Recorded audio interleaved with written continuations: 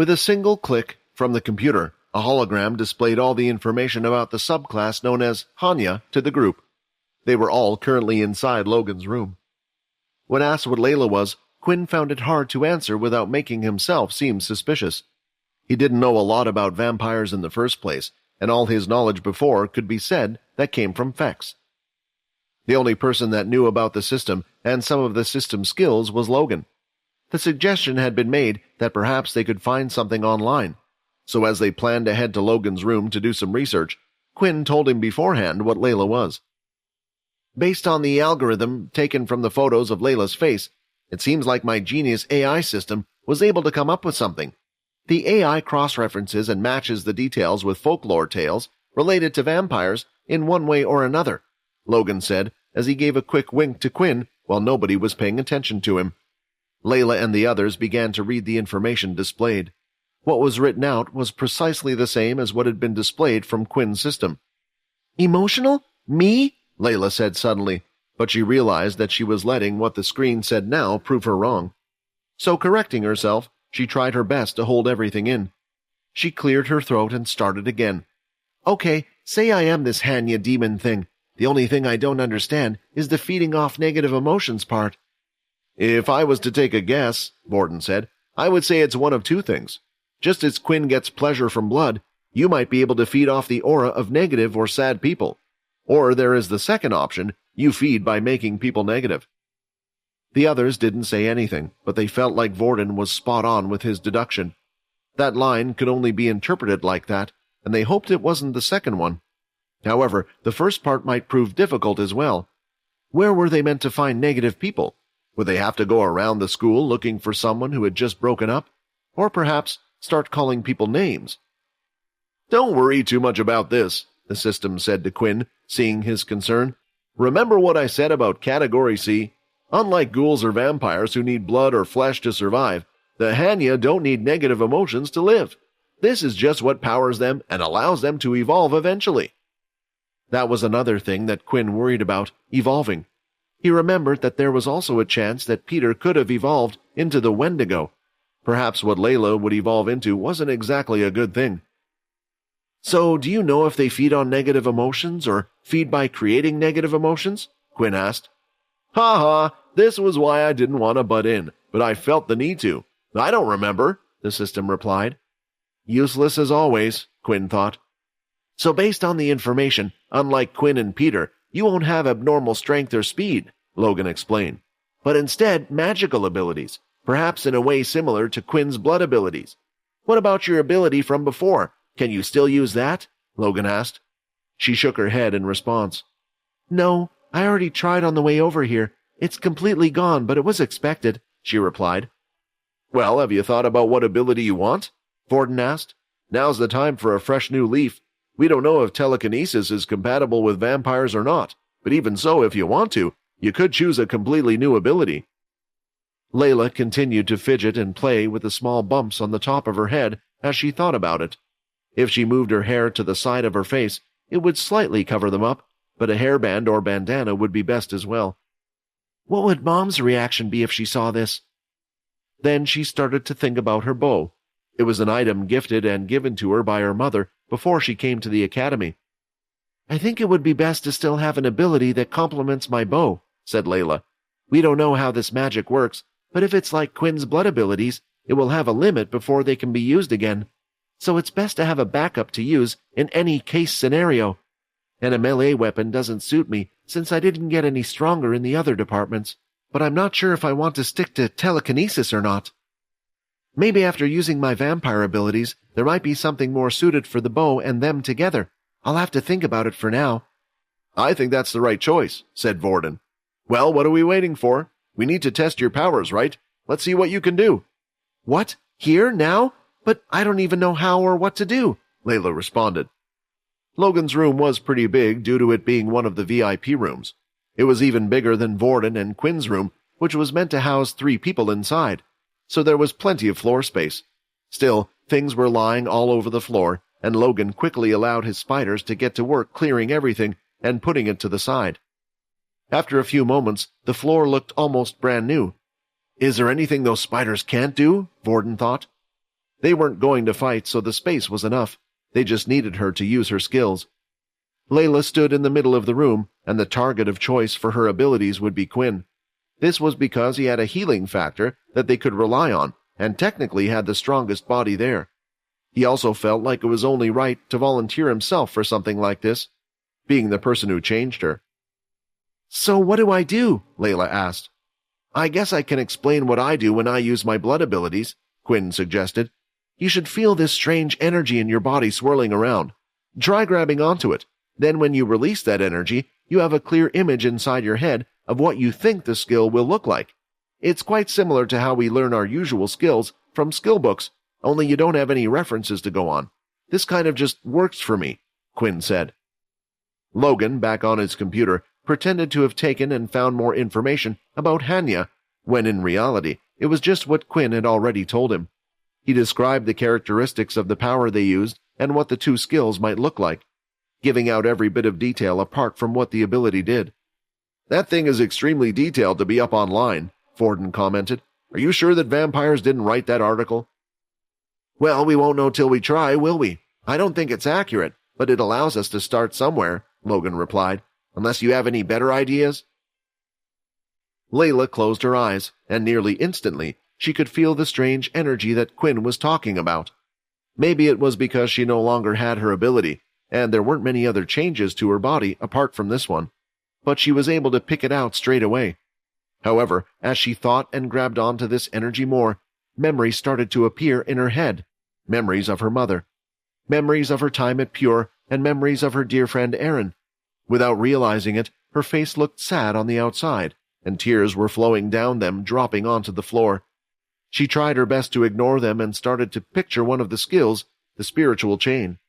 The others could see Layla's face full of tears and wondered what was happening, but because her eyes were still closed, they didn't want to bother her. Then suddenly, "Spiritual chain," she said as she opened up her eyes. A thick black ball the size of a basketball came shooting out of her hands. It almost looked like a fireball, except for its black color. On her very first try, the attack was a success. The spiritual chain had been cast, and the black fireball came hurling towards Quinn. The speed was fast as well, like a cannonball. Quinn braced himself, but he didn't move and allowed it to hit his body. As soon as it made an impact across his stomach, the ball split up, and chains made of fire started to wrap around him. Not just one, but several, around his body, around his arms, and they all then attached themselves to the floor. Everything happened in almost an instant as soon as the ball hit.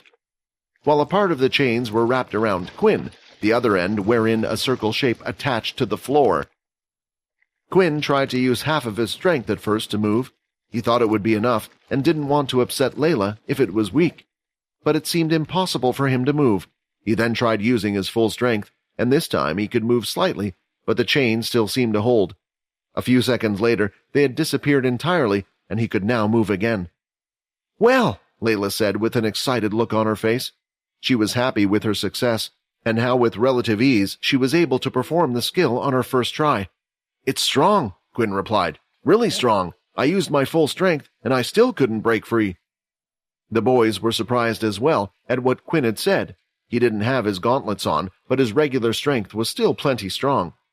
"It's a shame about the duration. It seemed to only last a second and a half," Forden said. "But still, in a fight between life and death, that's all it can take sometimes." "Yes," Logan replied, "but remember the text also said that it would depend on one's mental state at the time as well as the user's mental state." Logan started to think about the tears he had seen before she had performed the skill. Perhaps this had something to do with its power, but decided to remain silent for now. Layla had a huge grin on her face, and suddenly she was pleased. Her first skill was this powerful, and she didn't even have an ability yet. She could be helpful to the others now, and there was room to grow even stronger. "Come on," she said in a cheery voice. "Let's try the next one." She quickly wiped away the tears from her face and tried to visualize the same thing again. She closed her eyes, but oddly enough, something was wrong. The energy from before that she could feel was no longer there. "Is that all the magic ability I have? Only enough for one skill?" After standing around for a while, the others realized something must have been up as well. "I don't understand," she said. "I did the same thing as last time." Looking at Layla, Vorden seemed to have figured out the one difference compared to before to know. "Correct me if I'm wrong, but Layla, are you happy right now?" Vorden asked. At first, Layla didn't understand. So what if she was happy, shouldn't she be? But then she soon realized from reading the text. Her powers were affected by how she was feeling at the time, and positive emotions weren't a part of the description. "What is this crap? So are they saying I can only use my powers if I'm upset?" she shouted. "That's it, Layla," Vorden cheered. "Come on, keep getting angry. Quinn, say something to her." "I don't think this is a good idea," Quinn replied, stepping back. "Maybe her horns will start to grow bigger or something." "Quinn," she mumbled with both her hands in fists by her side and her head down. "That really hurt," she whispered, and instead of trying to use her ability again, she quickly stormed out of the room. The three boys just continued to look at each other, stunned, until Logan finally broke the silence. "Well, I thought what Quinn said was a good one, if I do say so myself. Nothing we can do now. We will just have to let her calm down. It's not like she's going to eat someone or suck their blood," Logan said, as he pulled the drawer open and grabbed a few things from it. "Sandwich, anyone?" In anger and sadness, and with a mind filled with emotions, Layla continued to walk down the stairs and headed straight back to her room. She knew what the others were trying to do, but it hurt her a little bit too much. "Why am I getting so upset? I know they were just trying to help. They didn't mean all that stuff, right?" It seemed like what the text about Hanya said was right. She would be more emotional than before, sensitive to be precise. If she wanted to learn how to use her powers properly, she would have to learn how to harness and control these emotions, but she couldn't do it instantly. She quickly adjusted her hair to make sure it covered up her small little bumps and continued. As she stood outside the door, a sweet smell seemed to be coming from inside. "Is Sia cooking something?" Layla thought. She opened the door, and it looked like her guess was completely wrong. Sia wasn't cooking anything, and instead was still wrapped in her quilt, sulking. Has she been crying for the whole day? However, Layla soon realized what the sweet smell was. In her vision around the room, she could see it. A heavy black mist seemed to be covering the room, and it was the same type of energy that she felt inside her.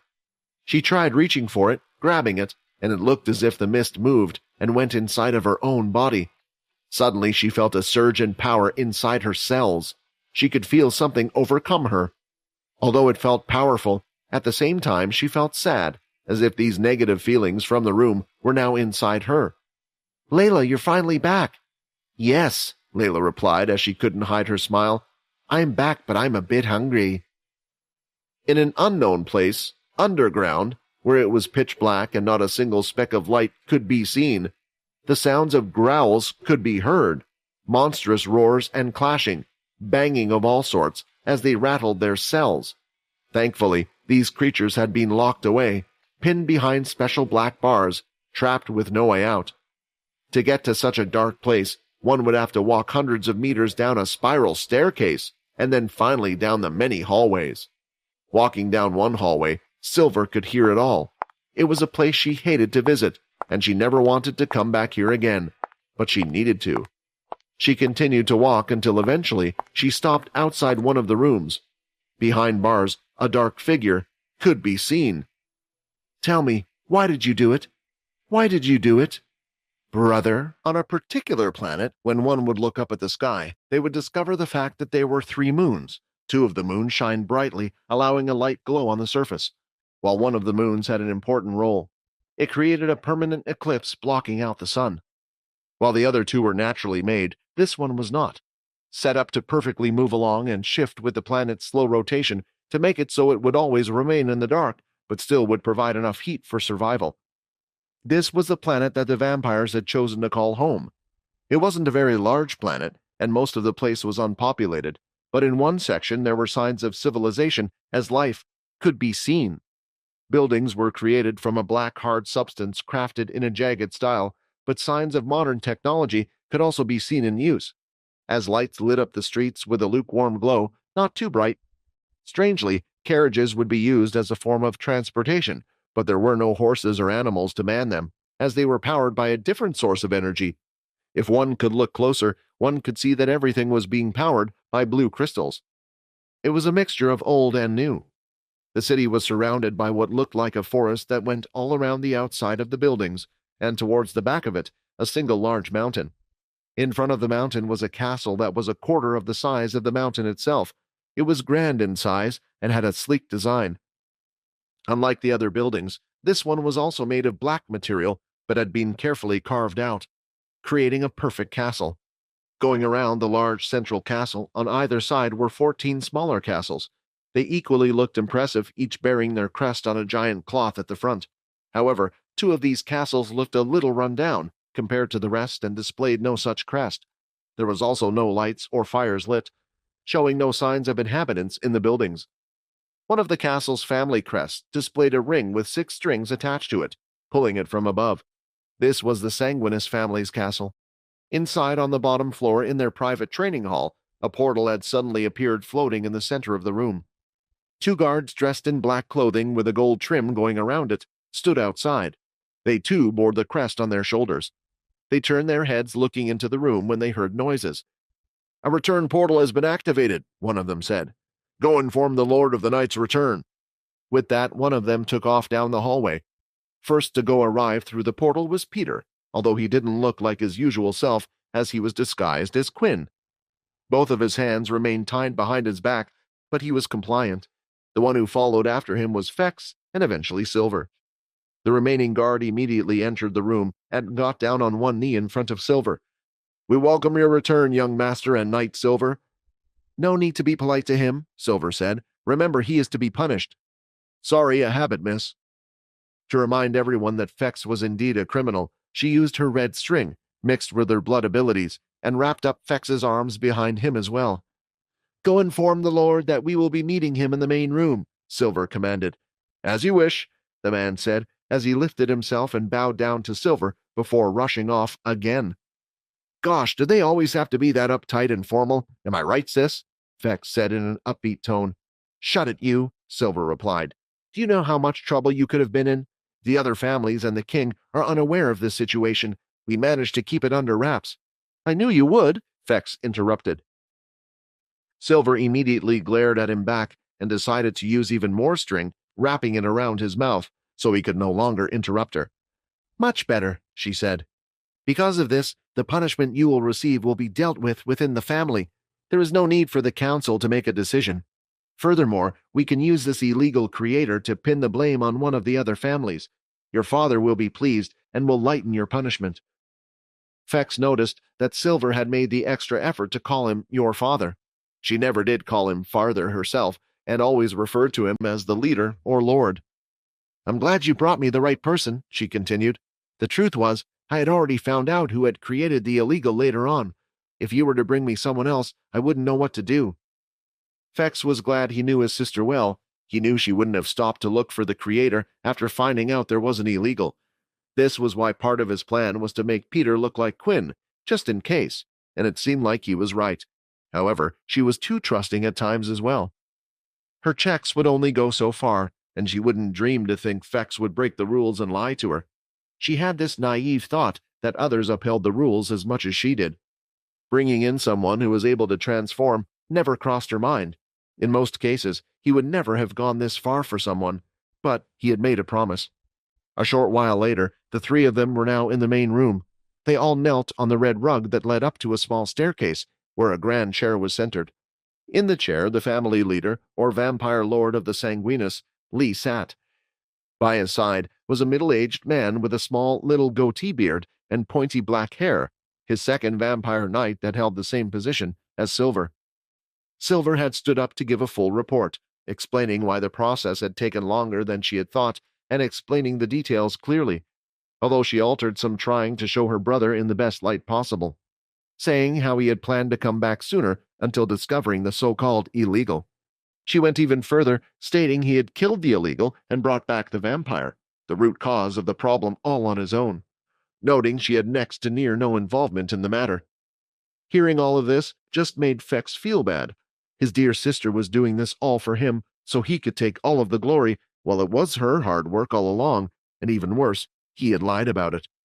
"This is excellent," Lee said with a smile. "I can't believe one of the other families managed to screw up, creating an illegal in a time like this. This will greatly cause disfavor to one of the families. Sin, call the council to have a meeting immediately. We need to find out who this scum belongs to. Don't tell them why, but just say it's an important matter." "Yes, my lord," Syl said as he bowed down and suddenly seemed to disappear in a cloud of smoke. "My son, you have always been a troublemaker, and I have hated you for it. Sometimes I even thought you might not be right for this seat after my time, but you have made this family proud. Fex, I want you to come to the council meeting with me. I shall inform everyone of your great feat." Although his father sounded happy about this matter, this was making Fex extremely anxious. While returning, he had expected punishment, perhaps for Peter to be dealt with before going to the council. Of course, there was always the chance it would still go to the council, but now his father wanted to praise his actions in front of them. Once they found out the truth, how the vampire that broke the laws is still out there, and Fex had returned with the actual illegal, the whole family would be embarrassed and ashamed. Should I just tell the truth now? Fex thought that way. It would save the family from being embarrassed, but he couldn't. If he was to reveal the information now, there was a chance that only his family would continue to keep this under wraps and send out vampires immediately. If the whole council was to find out, then it would at least buy Quinn more time. The council had always been cautious when making decisions involving the human world. Am I not to be punished for my actions? I went to the human world without permission, Fex tried to plead. Nonsense. We can say I sent you. Thereafter, our team discovered something suspicious, Lee said. But... Silver, who was kneeling beside Fex, tugged on his sleeve. Just take it, brother. I suspected this might happen. Although your actions were wrong, you should accept this. You know what the Lord is like, she whispered. Just then, a smoke of mist reappeared, and by Lee's side, Sin had returned. The council has agreed to your meeting as you wished, my lord. Excellent, Lee said with a smile, while Fex continued to look down on the ground, hiding the horror showing on his face. When a meeting between the vampire council members would be called, all of the 13 leaders from their castles would have to go and travel to the main castle. The main castle was where the current vampire king and queen resided. Inside, near the top floor, but not quite at the very top, was the meeting room. Once a month, the leaders would meet up to discuss current matters or affairs. Outside of the regular meetings, an emergency meeting could be called as well. Only if there was something that needed to be reported to everyone would they meet up. On this very day, a meeting had been called. This was the second emergency meeting that had been called within such a short time frame, and the tensions were high. Inside the room, there were 13 chairs equal in size spread across the table. Behind each seat, a flame burnt bright and strong. Currently, all the chairs were filled with their leaders and one of their vampire knights by their side. All of them, apart from one, the 10th seat. Most of the room was dominated by men. Most looked old, while a couple looked young, but it was impossible to tell the real age of any. 2 of the seats were filled with female leaders as well. Besides these 13 chairs at either end of the table, there were 2 larger chairs. One chair was slightly bigger than the other. At this moment, both of these chairs were empty as well. Sitting at the first chair near the top of the table was the first leader, an older gentleman than the rest. Vampires at the lowered level often had great control over their bodies. They could choose when to slow down their aging process. Most at the table had chosen to keep their appearance to that of slightly older, middle-aged men. Yet for some reason, the first leader preferred an aged look. He was bald up top, but his facial hair was heavy around his face, going down to his collarbone, all white. Other than this, his forehead, which seemed to always be in a prominent V shape, was his most distinctive feature. On top of this, the old man would never seem to leave without his trendy black slim walking stick by his side. However, he never used the walking stick to walk, but kept it by his side as if his life depended on it. When the king wasn't present, it was his duty to be in charge. He still only had equal power as the rest of the 13, but for things to proceed more smoothly, the first leader was placed in this position. The others didn't mind this, as the first leader was the oldest and seemed to be the most knowledgeable out of the rest.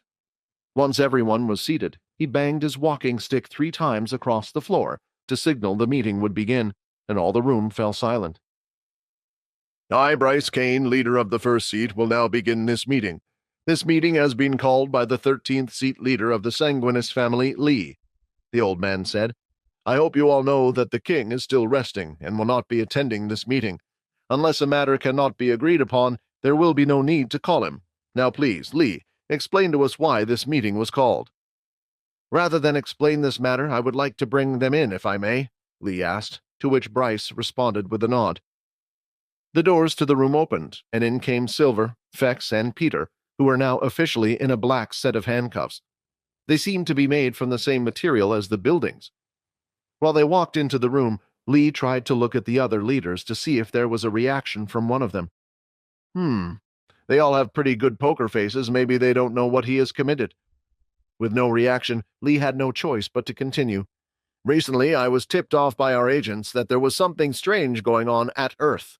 As you all know, my son Fex is young, and soon was to have his ceremony to turn into a vampire noble. I thought this would be a good opportunity to send him out on the field. In case there were any mistakes, Silver was sent out after him as well. When they arrived at their location, Fex, my son, seemed to have discovered a white. You should all know where this is going. Other than vampires, part of the Part A category, all subclasses are to remain here. This means an illegal was created. My son has successfully captured the illegal," Lee said, pointing at Peter. The others looked at Peter carefully. It was clear he was a vampire, and a young one at that. Youngsters, while being turned, would rarely ever turn straight into vampires, for they didn't have the power, so he must have belonged to one of the 12, there they thought. But when Bryce looked at him closer, he felt strange. Even though this was a serious matter, it was clear that the vampire boy was unafraid. "You all know why this is a serious matter. First off, it wasn't reported. Even if a leader created a vampire in our current situation, they should report it immediately. Every family is allowed a maximum of 1,500 members, and last time I checked, every family is at its maximum amount. If this vampire was creating illegals, who knows, they could even be creating more and perhaps planning another uprising." After Lee had said this, the 12 leaders started to mumble amongst themselves. "An uprising again. This would be a serious matter indeed," one leader said. "The family who has allowed this vampire to be unruly must be punished," another said. Once again, Bryce banged his walking stick on the ground 3 times, bringing order to the room. "Whether or not it's a serious matter is undecided. Do not speak so freely about an uprising. An investigation shall be made into the family that this vampire belongs to. It might just be a stray that has done its own thing, but just to be sure, we shall check thoroughly. Now, to save us all time, does anyone care to admit who this vampire in the room belongs to? If you have nothing to hide, then only the vampire shall be punished." The leaders started to look up and down the table, waiting for one person to be called out. The leaders didn't remember every vampire member in their family, and they didn't have a connection with all of them. In the families, about 50 of them would be connected to the actual leader in some way, and learn about the family's unique abilities, while the rest of the vampires would simply work for the families. The reason why Bryce had made the suggestion was from the feeling he was getting. He could tell that the vampire was quite a strong one for being so young. It made him believe that the vampire had to be close to the leaders, and if so, even if they didn't know what he looked like, they would have felt a connection being this close to him right now. "Damn it, you fools," Lee said in anger. "This is a serious matter, and you are only wasting our time." "It is as Lee said. Very well, there is one way to find out. Bring the boy to me," Bryce said, and Silver brought Peter along with her, directly to the first seat, allowing Peter to stand opposite the old man. Fex, watching this, knew precisely what the old man planned to do. It won't work, Fex thought. The old man looked into Peter's eyes, and his started to glow. "Tell us, which family do you belong to?" Everyone in the room was sitting at the edge of their seats, waiting for an answer, but after a few moments, there was nothing. Peter didn't reply and remained silent. Bryce tried again in case something was wrong. He looked into his eyes and said the same words. "Tell us. It's an order of the council. Which family do you belong to?" he shouted, getting frustrated, but Peter didn't flinch, nor did he reply. "But how is this possible?" one of the leaders said. Mumbling between them all began and started again, and the only one in the room who knew the answer was Fex. What the first leader attempted to do was use his charm skills to force the information out of him. One's power would have to be far greater for this to work, and usually it would work against a vampire that hadn't even reached the noble level, which was why everyone was so shocked. But Peter wasn't a vampire. He was a white and undead. Mind control, sleeping, paralysis, All these things didn't work on undead. The only one that would be able to force information out of him was his creator. However, to Bryce, this only angered him further. There were a few methods to block this mind control from working, and only another leader would know such a method. In his mind, it was clear that someone was trying to hide this information, and to do this and go this far, they would have had a direct connection with the family. Fine. Everyone, we shall gather downstairs in one of the training halls. If I can't force the information out of you, then we shall beat it out of you. I'm warning you now, when I find out who this vampire belongs to, they shall be in serious trouble. The council members had done as the first leader asked. They had moved from the meeting room down to one of the training rooms below. When they entered, a lesson was currently taking place. The hall was enormous but plain inside. There was no equipment apart from the wooden flooring, and the only thing that could be seen was a group of teenage students receiving instructions from a teacher up front. All the students seemed to be dressed in the same type of clothing, a black standard uniform with red trim around the rim of the design. While the teacher wore what looked like an overly large overcoat, he too had a different colored trim around his clothes, and also the same crest as the first leader wore. As the leaders entered the room, the teacher who was taking the lesson eyes widened. He couldn't believe what he was seeing. "Students, quickly bow down to the leaders," he said urgently. The group of around 50 or so students immediately turned and bowed down when all the leaders entered. It was rare to see all the leaders together unless they were to meet the king, or a meeting was about to take place. He was unaware of such a thing happening.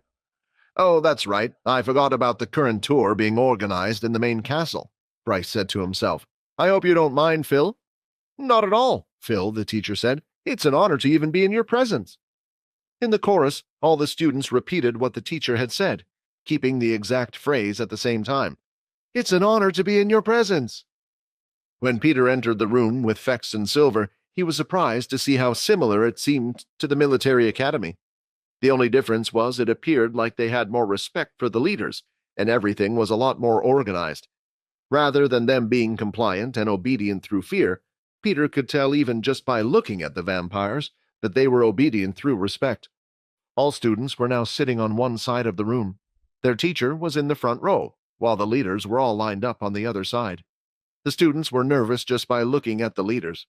Some were already part of a family due to their close connections, while others, although they might be under the same banner, wanted to prove their worth, to get a higher position in the family.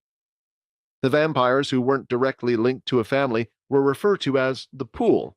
Once a year, vampires would be able to move between families that they were currently registered in, and the students would be able to select which families they wanted to join, similar to how seasons worked in sports. Of course, spaces were limited to each family, as there were only a total of 1,500 spaces per family. On a year-to-year basis, this number would increase, based on a few factors, such as whether or not the city could handle an increase of vampires that year. If so, then the allocation number would increase. But that time had already passed, and all the current vampires had been registered, setting the number at 1,500 per family. Out of this number, 50 of those in the family would have a direct connection with the leader in some way. An additional 100 of those would know the family's ability, while the rest would just be simple soldiers in the pool. For those that knew or were to learn about the family's ability, they would bear the family's crest of their uniforms. All of this meant there weren't many students who attended school in the first place, but the vampires always focused on quality rather than quantity. Bryce stood in the center of the training hall with a stick in his hand, while Peter was still chained up by his side. "This is your last chance to confess." When Bryce said this, he was talking to the leaders, but Fex felt as if the words were being directed at him. "Fine, Phil. Select your best student out of this bunch," Bryce said. "That would be Xander, my lord," Phil shouted in confidence. Xander immediately stood up. Most of the vampires there were handsome or beautiful, but even he seemed like a pretty boy compared to the rest, his brown hair curled on both sides and having a body frame of a top athlete. "Come here, boy," Bryce said, noticing that he too had the same crest as his.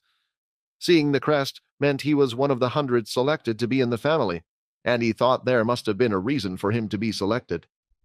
Xander had reached the center and stood on one side, while Peter stood on the opposite. Then by using his hands, Bryce moved both of them to face each other. "Have you learned the family's ability yet?" Bryce asked. "Not yet, sir," Xander replied. "Good. Maybe this match will be a little entertaining. I shall get these two to fight. It will be good for us to see where the current generation is at." "You're going to make me fight with these?" Peter said as he lifted his hands, but suddenly a loud thud was heard. When looking at what had caused the sound, the black cuffs that were on him had already hit the floor. In the center of them, it looked like they had been cut. "I didn't even see when it happened," Peter thought. "These leaders are strong, even stronger for Quinn." Bryce was telling the truth when he said he wanted to see the students' current fighting level. There had been reports that they were the worst and weakest generation the vampires had so far, but that wasn't his main reason. His idea was to allow Peter to fight there. There were 2 chances he could find out which family he belonged to. When people were desperate and felt like their life was in danger, even vampires fought with everything they had, and in doing so, he was hoping the captive would reveal their ability. The second reason was, if his life was in danger, the connection between the leader and the vampire would be felt. Bryce's gut was telling him this wasn't just a regular vampire. Fex didn't even know what to say or do at this point. The only thing he could do was let things play out. Bryce went back to join the other leaders, hoping he could get a closer look if one of them were to react. "Begin!" Phil shouted, and Xander immediately charged forward. From the get-go, they could see him spring to action. "No wonder he's the top student," one of the leaders said. My Fex is still faster than him," Lee started to brag, but of course, that would be the case. Fex had acquired special training due to him being a son of the leader. He didn't exactly attend normal classes. Even when he did, he never felt like he fitted in anyway. Peter, seeing this, stood still. The others thought Xander was simply moving too fast for him to react, but that wasn't the case at all. As Xander approached him, using all of his strength, he threw his fist right into Peter's face. The blow was hard and blood splattered from his mouth across the floor. However, his body hadn't moved a single step from the powerful blow. As Peter turned his head back to look at Xander, he started to place his hand on his jaw, which seemed to be shattered, but was already healing. "Well, that hurt a bit," Peter said. This was an unusual feeling for him, but this was because he still had the blood of Quinn running through his body, powering him and causing him to feel alive. Xander was slightly stunned. A blow like that would have knocked most people out, or at least sent them back a few feet. Still, he regained his composure and started to punch away at Peter's stomach. The speed was amazing, and punch after punch was being delivered. The power was so strong that Peter had been lifted off his feet, but the punches continued, not allowing him to fall to the floor. They carried on, moving him slightly back towards the edge of the room. "I thought you said we were meant to watch a show of skill, not a beating," one leader shouted out. "I thought the kid had something in him. His eyes said he was different," another replied. "Oh no, the blood!" Fex panicked. The more Peter was getting hit, the more of Quinn's blood was being spilled. The aura and smell surrounding Peter would soon weaken to the point where they would find out who he was. But Fex wasn't the only one who could tell what was happening. Peter, too. The blood flowing through him was not only being spilled, but was also being used to heal his wounds. He felt the power draining from his body fast. Another punch was delivered to his body, and his back was now up against the wall. "You're done," Xander said, throwing out both of his fists at the same time with more power than before. Bryce carefully looked around to try to look and see if any of the leaders had any type of reaction, but there was none. When he turned his head back around again, he was surprised to see the fight wasn't over. "I am not your punching bag," Peter said as he balled his fists. Using all of his strength, he gripped as hard as he could, shattering both of Xander's fists, pulling him forward, and using that moment, he gave a thick boot to his face. A few seconds later, Xander fell to the floor. As soon as Xander's body had hit the floor, Phil, the teacher, stood up from the floor and placed both of his hands over his head. The two kids looked around the same age, and Phil was overly confident that his students would succeed. Yet somehow, this unknown kid had the strength to overpower his best student with just 2 moves. Usually, a fight between any student vampires would be close, even with a skill gap. But this fight was different. It was as if they were watching completely different classes of vampires going against each other. Only a vampire noble would be able to do such a thing. "Well, maybe this will be interesting after all," a female leader said with a smile. She quickly licked her lips, as if Peter was looking like a delicious piece of meat. However, a few moments later, Xander had stood up from the floor and took another fighting stance. His face was covered in blood that had been gushing from his nose and was now all over his school uniform. "Yes, Xander, stop messing around and kick him! Bite him! Do whatever you can!" Phil screamed as he was starting to get overly excited. If his top student lost here, perhaps his family's position as a teacher would be jeopardized. Peter, on the other hand, had found a new will to fight. The more blood he would lose, the quicker he would be discovered. As he got injured too much as well, it was harder for him to control his MC cells, which would eventually lead to his transformation giving in. He would do anything to last a second longer.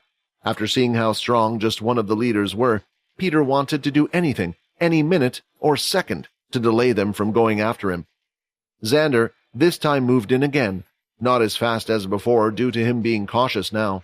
Rather than throwing out his punches in rapid succession, he carefully placed each one directly, but Peter, for the first time in a long time, was using his hands, legs, and speed to block and avoid each one of his strikes. Usually, Peter's fighting style was not to care if he got hurt, for his body would heal after, but this was different. "He's toying with the poor kid," a leader said. "You're right," Bryce replied. "The other person can't even touch him, but there's no doubt about it. He's a vampire, though, and not a noble one. If one is this strong, he has to be deeply connected to a family. We need someone to push him to the end." "Come on, hit me!" Xander shouted, getting frustrated that none of his attacks seemed to be working. He now went into desperation mode and started to use some of his blood skills.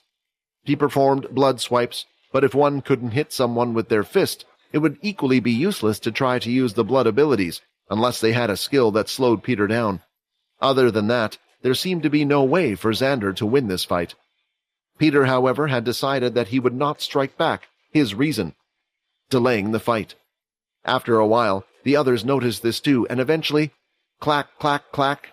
"Enough, this match is over," Bryce said. "No one can learn anything from this fight anymore."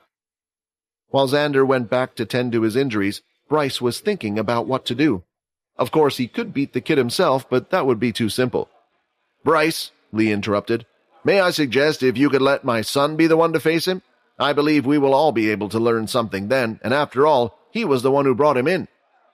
This would be a great way for the 13th family to show their strength and have a one-up on the first family. However, Bryce couldn't turn down such a reasonable and sensible request in front of the other leaders. "That does make sense. Fine, I agree. Go ahead, young boy."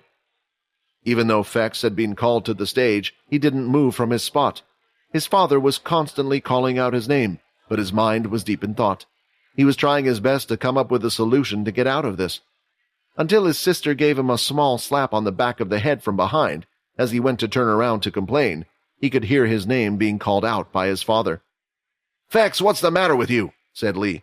"Go up to the stage and fight the boy. Everyone is waiting." "Huh? Me fight him?" Fex said, having not heard what the others were talking about before. "Get up there now!" Lee shouted, and in an instant, Fex was walking to the center. What do I do? What do I do? Should I fight at full strength? The others will know if I try to pull anything, and sooner or later, Peter will be found out anyway, right?" There was no more time to think, as the two were now standing opposite each other. With sweat running down his face, Phil shouted, "Begin!" This time, the first one to react was Peter. He charged in and threw a punch. On reflex, Fex reacted, moving to the side. Peter's body was now wide open for the perfect punch, but Fex didn't take it, and instead jumped back. "Seems like your boy is a little scaredy cat," the leaders said, trying to anger Lee. "Just you watch," Lee said. Charging in again, Peter threw another punch, swinging wide and missing. There was another perfect opportunity for Fex, and knowing the others were watching, he decided to attack. I have to use my full power, otherwise the others will know." The punch landed directly on Peter's ribcage, but instead of a face full of pain, a smile appeared on Peter's face as he fell to the floor. "I have to, I'm sorry, Peter," Fex said as he charged in again. Clack! "Enough!" Bryce shouted. Immediately Fex stopped, confused. What was happening? Why had they stopped the fight? But all of the leaders, even his father and sister, looked horrified. "Not enough blood has been spilled, right? So they couldn't have found Peter out yet." "Tell me now, are you two working together?" Bryce questioned them. "Of course we—" "Think before you answer," Bryce said in a demanding, straight tone. Something had happened in the fight that not even Fex had noticed to make the two of them suspicious. "It's clear to all of us here, not just you, but both of you were pulling your power. We can gather an idea of his strength from the last fight, but it was too obvious. The student's demeanor completely changed when fighting you, and even you this whole time seemed to be shocked. Even now your body is shaking," Bryce said, using his cane to point at Fex's legs. When he looked down, his legs were indeed shaking, and he hadn't even noticed. "Have I been like this the whole time?" It seemed like Fex really couldn't keep a lie. "So are the 13th family behind it after all? But then why would they call the meeting?" The other leaders started to come up with crazy theories of what was happening right now, which began to frustrate not only Lee, but Silver as well. "This is ridiculous. I'll prove to your family that my brother is innocent," Silver said as she walked onto the stage towards Peter. Carefully, Peter kept an eye on Silver. He knew he had no chance against the leaders, but what about her? He could still turn those that he killed into whites as well. There might be a chance he could do something with her later, if that were the case. He saw her lifting her foot slightly, and the next thing he knew, his whole body was flying through the air. Just like the leader's attack, he couldn't tell where Silver's attack had come from either. His neck had been twisted as his body lay on the floor, but this wasn't enough to kill a white. Getting up off the ground, his head started to heal and twist back. However, now everyone could see that the face that was previously on him was no more. "No, that's the—" Silver was about to say something but kept her mouth shut. Still, Bryce already knew. "It's a white. Now it makes sense why my skills didn't work earlier. You tricked us. The blood that resides in his body is no longer strong. Now, unlike the others, I don't believe that Lee would have called a meeting if he indeed was in charge of this vampire, and Silver and Fex just now would have been unable to hit him. This means the vampire belongs to another family, but the question is, did Fex betray us or not? Luckily, there's an easy way to find out." Bryce's eyes started to glow as he took a step forward. Fex knew that he planned to do what he had tried doing to Peter, only it would work on him. "Stop!" Lee said with his hand out, blocking Bryce from moving forward. "I believe in my son, would never betray the family. Although he is a troublemaker at times, once he makes a promise, he will keep it. He would never willingly bring harm to the family. If anyone is going to find out the truth, then it will be me." His father started to walk up to Fex, ready to use his influence skill. As the family leader, it would work even better if Bryce was to use it, but the words his father spoke were unexpected. He never knew his father thought of him this way. His whole life while growing up, he had been called an idiot, a troubled child. Yet now his father thought so highly of him, he couldn't allow his family to face any further embarrassment. "Father, please, I admit it. There is no need. I tried to trick you all, and I admit my wrongs." His father immediately stopped in his footsteps and could no longer look at his son. Anger, sadness, or disappointment. He didn't know what he felt right now. "Well, that decides it. Fex Sanguinous shall be brought in for questioning. The other vampire will be kept in captivity until we find out which family he belongs to. And I shouldn't have to add that, but I have to remind you that Fex has committed a serious crime. A trial between the leaders shall be conducted, where the decision and fate of Fex shall be decided." Bryce adjourned the meeting. Hi, Quinn here. Wondering what happens next? If you want to jump the queue and unleash all episodes, click on the link here and install the Pocket FM app.